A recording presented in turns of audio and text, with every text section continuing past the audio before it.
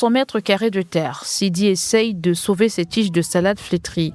Faute de pluie, la canicule les ont asphyxiées. Le producteur vient pourtant tout juste de les repiquer. Cette production devrait en principe lui rapporter plus de 500 000 francs CFA, mais Sidi va devoir se contenter des 100 000 francs estimés qu'il pourrait finalement en tirer. Le manque de pluie nous met quelque peu en difficulté. Si j'ai 10 plants de salade par exemple, au lieu de garder les 10, je vais me retrouver avec 5 plants.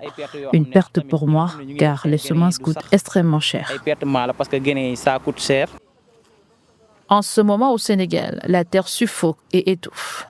Les semis retardent pour cause d'un phénomène naturel rare du nom d'El Niño. C'est un réchauffement des eaux du Pacifique qui est corrélé négativement par rapport à la pluviométrie dans nos pays. À chaque fois quand il y a ce phénomène, donc on n'a pas une bonne pluviométrie au niveau du Sahel, surtout dans la partie ouest. Ça, c'est un premier fait. L'autre fait, c'est la dynamique de réchauffement au large des côtes sénégalo-mauritaniennes qui aspire la remontée du FID. Ce n'est pas une première, parce que dans les années, par exemple l'année 2002, 1998, qui date d'une année un peu lointaine, 2007-2017, c'était des années El Niño qui est en train d'avancer. À l'agence de la météorologie sénégalaise, les informations sont mises au service du public depuis ce studio. C'est par ce biais que Sidi a reçu l'alerte. Depuis, il essaye de sauver sa récolte dans l'attente du retour des pluies.